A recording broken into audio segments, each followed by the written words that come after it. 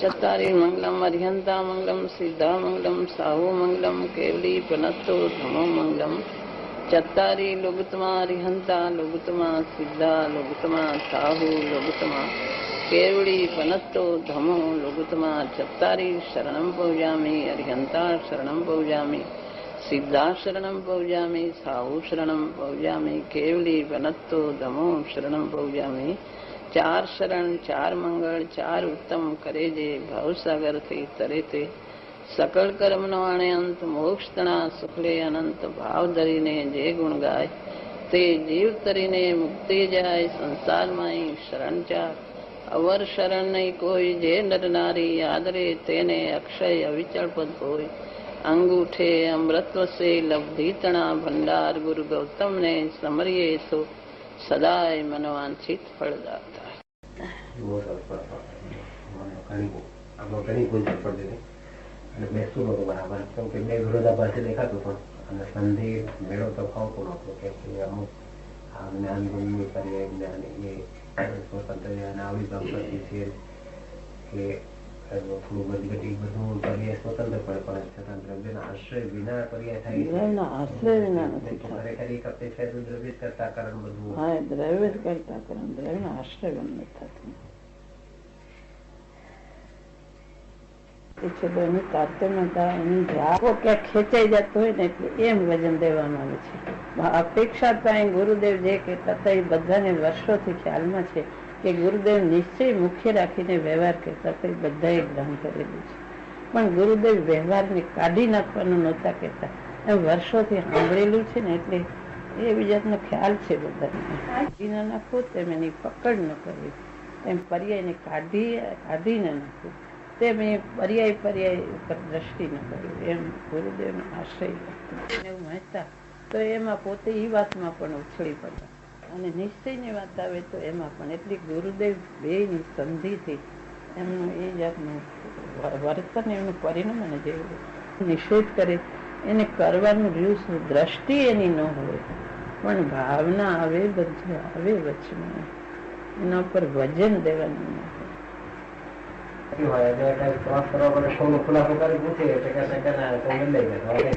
પ્રશ્ન નહીં કરે આખું જવાબ આ પર્યાય દ્રવ્યને ના પર્યાય ગુણની છે એ પૂર્વક દરેક પર્યાય સંસ્કારથી સ્વતંત્રપણે કરી નાખે છે હવે આપના શબ્દો ગ્રહણ કર્યા હતા કે ખરેખર તો પર્યાય સ્વતંત્ર છે અને આ પુરુષાર્થ કરવાની ભાવના થાય કે આમ કરું તો જો દ્રવ્ય એટલે બે એક ન હોય અથવા દ્રવ્યનો આશ્રય ન હોય તો આ પછી આમ ભાવમાં તો આમ શબ્દોમાં રહ્યું કે ભાઈ આ બે સ્વરૂપે ભિન્ન છે આમ તો ખરેખર વસ્તુ પણ એક છે પણ ભાવમાં ક્યાં જુદું પડી જાય એ અંતરનો ખ્યાલ ના આવે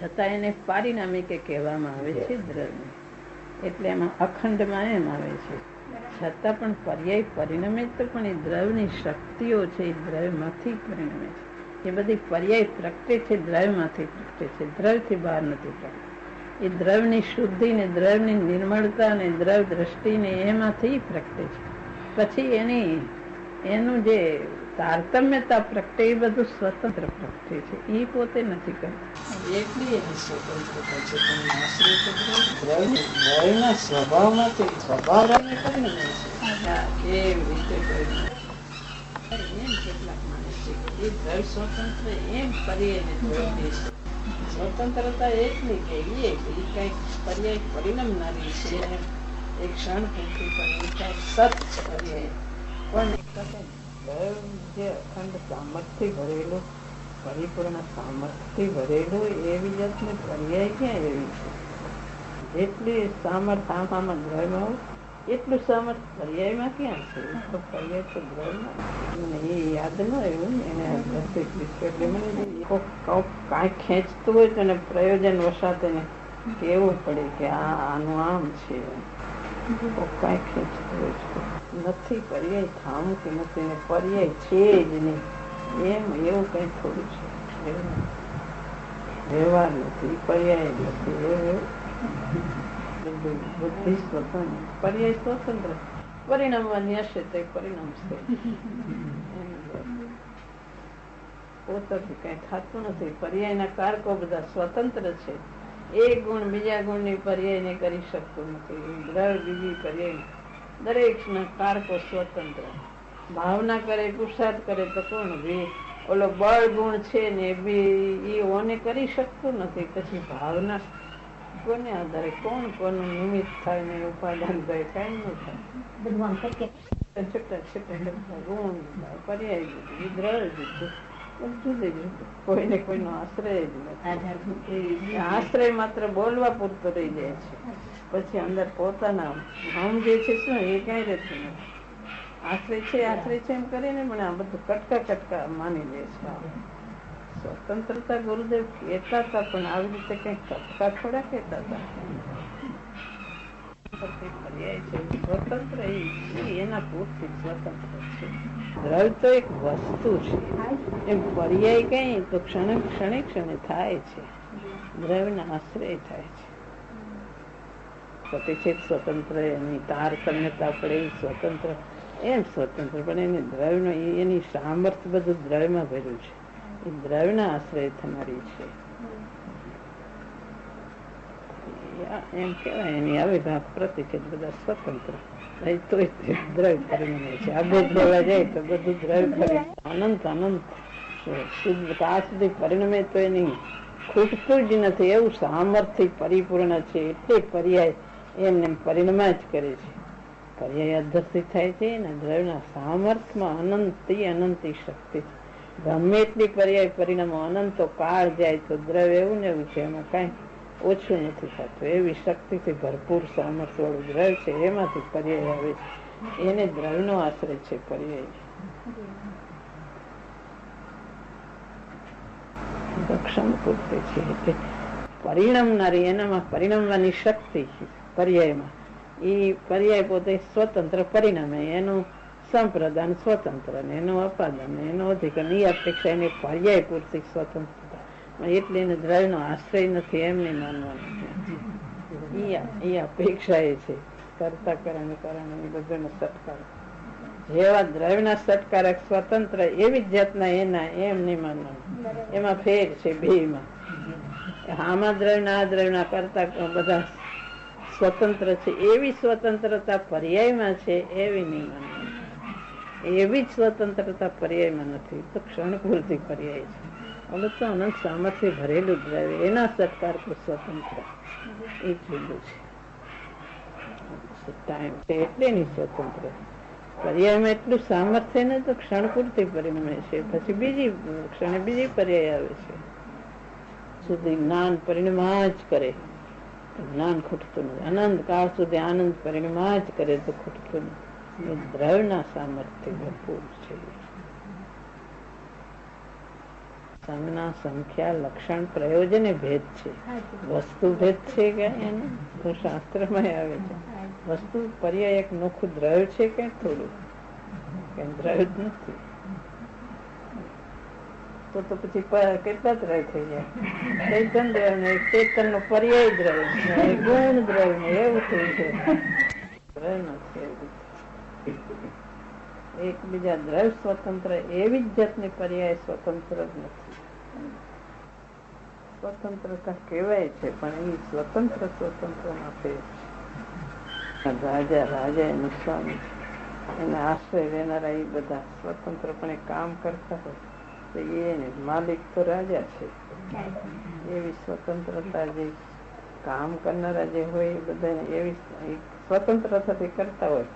રાજા એને પૂછે નહીં, કાંઈ નહીં, સ્વતંત્ર કરતા હોય તો માલિક તો રાજા. તો જેમ રાજાને દોરી છે આમાં ઓલું તો આમ બધા છૂટા દ્રવ્યો જેમાં રાજાની જે રાજા જેમ ચાલતો એમ જ પર્યાય ચાલે છે.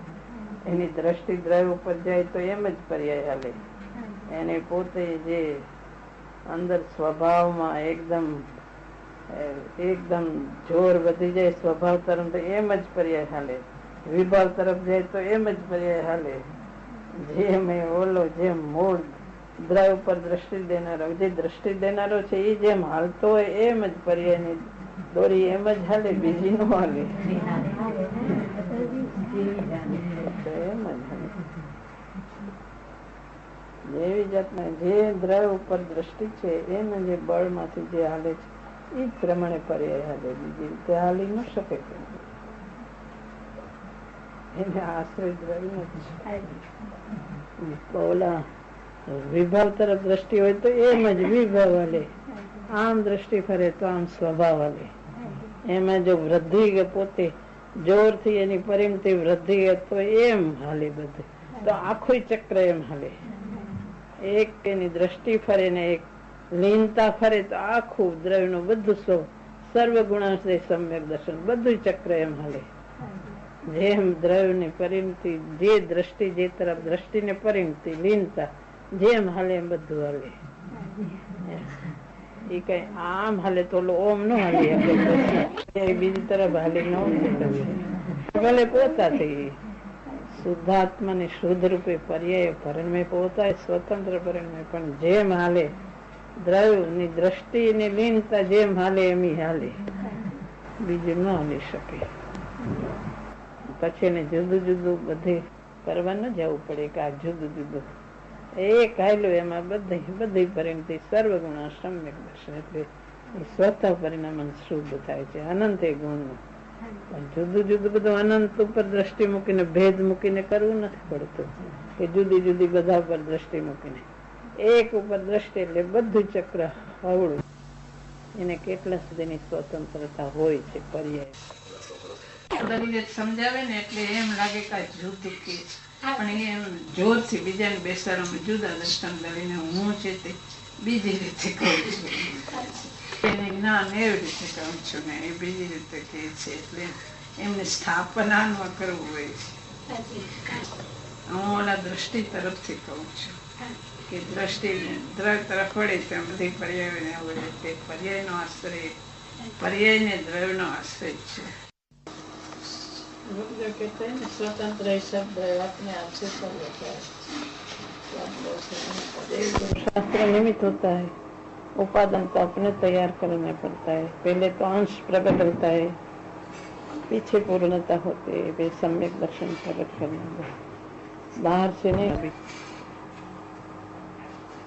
नायक आत्मा को स्वरूप पीछा ने भेद ज्ञान करे, शरीर मैं नहीं हूँ, वो विभाव पर्याय मेरा स्वभाव नहीं है, ये शुभास भाव भी मेरा स्वभाव, मैं भीन चैतन्य हूँ, ऐसी श्रद्धा प्रतीत करके इसकी स्वानुभूति करे ये तो सम्यक दर्शन इसको कहता है. पीछे आगे बढ़ के केवल ज्ञान तो पीछे होता है. पीछे इसमें स्वानुभूति में लीन होते होते विशेष विशेष होते हैं स्थिरता, तब पंचम गुण स्थान छठे सातवें गुण स्थान मुनि झूलता है अंतर्मुत अंतर, पीछे केवल ज्ञान होता है, श्रेणी मानकर पीछे होता है.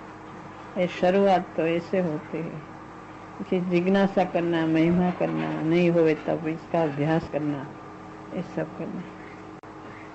माताजी सत्खंड में आते हैं ना कि मति ज्ञान केवल ज्ञान को बुलाते हैं, बुलाते हैं. मति शुद्ध जिसको प्रकट होता है वही केवल ज्ञान को आओ कि मति ज्ञान जब आवे, मति ज्ञान का अंश प्रकटे तब केवल ज्ञान अवश्य आते हैं. जिसको स्वानुभूति प्रकट होते मति ज्ञान पर सन्मुख होते थे, मति स्व सन्मुख हुआ, स्वानुभूति प्रकट हुई तो इसको मति ज्ञान प्रकट हुआ. ये अंश जिसको प्रकट हुआ मति ज्ञान का वो केवल ज्ञान अवश्य होता है. इसको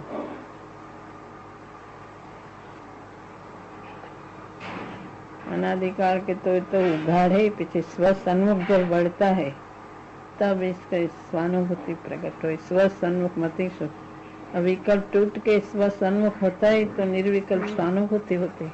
जिसको स्वानुभूति होती है अवश्य केवल ज्ञान होता है, तो मति ज्ञान अवश्य केवल ज्ञान को बुलाते हैं. इसको तो अवश्य आते ही केवल ज्ञान, ये अवश्य आते हैं. ये मति ज्ञान शुद्ध केवल ज्ञान को बुलाते हैं. इसको आना ही पड़ता है केवल ज्ञान को. मति ज्ञान इसको दौर इसको खींचते ही स्वानुभूति तो केवल ज्ञान प्रकट हो जाते हैं. प्रत्यक्ष ज्ञाता है, अनादि अनंत ज्ञाता है, पर ज्ञाता का भान नहीं है. तो नायक ज्ञाता जब प्रकट होता है, नायक का परिणाम तो अंश से प्रकट होता है. सम्यक दर्शन में पूर्ण प्रकट होता है केवल ज्ञान, प्रत्यक्ष ज्ञाता है. अतीन्द्रिय ज्ञान में है। अतीन्द्रिय ज्ञान में ये प्रत्यक्ष ज्ञाता ज्ञायक तो इसका वेदन होता है। अतीन्द्रिय ज्ञान में पीछे पूर्ण अतीन्द्रिय श्रुति ज्ञान से जो आत्मा को जाने और केवल ज्ञान से आत्मा को जाने, तो उसमें क्या फेर है? शुद्ध ज्ञान से जानता है स्वानुभूति प्रत्यक्ष है और केवल ज्ञान प्रत्यक्ष है। और मति श्रुत में कोई अपेक्षा है परोक्ष कहने में आता है, पर स्वानुभूति प्रत्यक्ष है। मति ज्ञान में अंश जरा मन का अबुद्धि पूर्वक रहता है, इसके लिए परोक्ष, पर स्वानुभूति प्रत्यक्ष है, मति श्रुत प्रत्यक्ष है। और केवल ज्ञान तो इसका मन का अवलंबन भी नहीं है, तो प्रत्यक्ष न्याय प्रत्यक्ष ज्ञाता हो गया। ये प्रत्यक्ष परोक्ष का भेद करता है, पर वो स्वानुभूति प्रत्यक्ष है मति श्रुत में। माता जी बारम्बार आप कहते हैं कि देव गुरु शास्त्र की समीपता रखे तो अंदर जाने का अवकाश है, थोड़ा इसके बारे में। देव गुरु शास्त्र जिसका हृदय में रहता है, उसकी भावना रहती है कि मेरे देव गुरु शास्त्र का सानिध्य हो। कहीं जिसको आत्मा की रुचि होवे, इसको ऐसी भी रुचि होता है मेरे गुरु का सानिध्य हो, देव का हो। ये शास्त्र यथार्थ में कैसे शास्त्र का भी हो, ऐसे श्रवण मनन का बस इसकी भावना रहती है। पीछे संयोग बने या न बने ये कोई बाहर की बात है, पर इसकी भावना बहुत रहती है कि सानिध्य मेरे हो। कारण कि जिसको आत्मा रुचि है, इसका साधने वाला ऊपर भी आदर आता है। गुरु इसको साधक दशा साधता है और देव पूर्ण हो गया, इसलिए जिसने इसकी साधना प्रकट करी इसका ऊपर इसको बहुत आदर रहता है। कारण कि अपनी रुचि है तो अपने को नहीं होता, जिसने प्रकट किया इसके ऊपर बहुत आदर रहता है। इसलिए ध्येय आत्मा का है और देव गुरु शास्त्र का सानिध्य की भावना रहती है इसको। हाँ जी। मैं आत्मा को कैसे पहचानूं कि जिसने पीछा ना हो इसका ऊपर आदर आता है, जिसको आत्मा की रुचि होती है। माता जी आता ना सेवे सदगुरु चरण को तो पावे साक्षात। माता जी ऐसी कोई ताकत दो कि केवल ज्ञान प्रगट सम्यक दर्शन रूपी सुप्रभात प्रकट कर सके हम। सेवे सदगुरु चरण है, ये चरण पर उपादान अपने से प्रकट होता है। निमित्त गुरु होता है, उपादान अपना होता है। उपादान प्रकट करे तो निमित्त इसमें कहने में आता है, उपादान अपने करना पड़ता है। चरण सेवने की भावना अपनी होती है कि मैं चरण सेव कर मेरा आत्मा को कैसे प्रकट करे, ऐसा उपादान अपना तैयार करना पड़ता है। जो भगवान को जानता है अपना आत्मा को जानता है। द्रव्य गुण भगवान का द्रव्य गुण पर्याय को जाने, अपने को जाने भगवान को जानता है। इसको भगवान का कैसा द्रव्य है, गुण है, पर्याय है, अपने उपादान से जाने। निमित्त इसमें भगवान होता है, ऐसा निमित्त उपादान का संबंध है। जैसे भगवान को जानते हैं, आत्मा को जानते हैं, आत्मा को जानते हैं, भगवान को जानते हैं, ऐसा निमित्त उपादान का संबंध है। उपादान अपना और निमित्त देव गुरु होता है। मतलब श्रुत ज्ञान द्वारा आत्मा को जाने या आर्यन के द्रव्य गुण पर्याय को जाने, तो उसमें दोनों युक्ति बराबर युक्ति संगत है। श्रुत ज्ञान द्वारा आत्मा को जाने या आर्यंत भगवान के द्रव्य गुण पर्याय को जाने, तो वो ही अलौकिक युक्ति स्वसंवेदन ज्ञान प्राप्त कराती है। इसमें आ जाता है जिसको भगवान का द्रव्य गुण पर्याय को जाने, इसमें श्रुत ज्ञान भी साथ में आ जाता है। भगवान का द्रव्य गुण पर्याय जाने में श्रुत अपने आप से अपने भीतर में श्रुत ज्ञान प्रकट होता है। भगवान का द्रव्य गुण पर्याय को जाने के श्रुत ज्ञान द्वारा जाने, ये दोनों साथ में आ जाए। उपादान अपना भीतर में होता है, द्रव्य गुण पर्याय भगवान का, ये सब साथ में आ जाए। श्रुत ज्ञान से जाने क्यों, ये श्रुत ज्ञान द्वारा क्यों, भगवान द्वारा, देव गुरु शास्त्र द्वारा क्यों, के श्रुत ज्ञान द्वारा क्यों, दोनों साथ में होता है। श्रुत ज्ञान तरफ से बात करने में आती है तो श्रुत ज्ञान तरफ से कहते हैं, देव गुरु तरफ से बात करे देव गुरु तरफ से, ये दोनों साथ में होता है। भगवान का द्रव्य गुण पर्याय को जाने, इसमें श्रुत ज्ञान आ जाता है। श्रुत ज्ञान को जानते, श्रुत ज्ञान द्वारा आत्मा को जाने, इसमें देव गुरु भी आ जाता है। इस दोनों में इस संबंध आ जाता है। ये तो कहीं कहने की बात नहीं है। स्वानुभूति तो अलौकिक है, आत्मा की वस्तु है। आत्मा है, आत्मा की स्वानुभूति। विभाव तो अनादिकाल में बहुत वेदन में है, स्वानुभूति तो वेदन में नहीं है। सम्यक दर्शन तो प्रकट नहीं हुए तो अलौकिक है।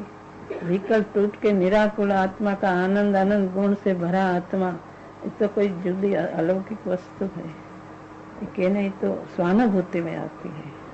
सम्यक दर्शन की पात्रता क्या होनी चाहिए? पात्रता में तो ऐसी भावना होवे, मैं कैसे आत्मा को प्रकट करूं, मैं कैसे आत्मा को पिछानो, विभाव में चैन न पड़े, बाहर में कहीं चैन, बाहर उपयोग जाए इसमें चैन नहीं पड़े, विभाव में क्या चैन न पड़े, मैं आत्मा में सुख और शांति मेरे भीतर में से कैसे आ जाए, ऐसी बहुत भावना मेरे आत्मा कैसे प्रकट हो, ऐसी जिज्ञासा, चैतन्य नायक की महिमा, मैं नायक को कैसे पिछानूं, इसकी महिमा, देवगुरु शास्त्र की महिमा, आत्मा के बारंबार इसका अभ्यास, तत्व विचार, शास्त्र अभ्यास, इसमें मैं आत्मा को कैसे पहचानूं, प्रयोजनभूत आत्मा, ज्यादा जान लो के जैसा ऐसे, पर मैं प्रयोजनभूत आत्मा नायक इसको कैसे पहचानूं, इसका बहुत इसकी भावना जिज्ञासा लगनी रहती है।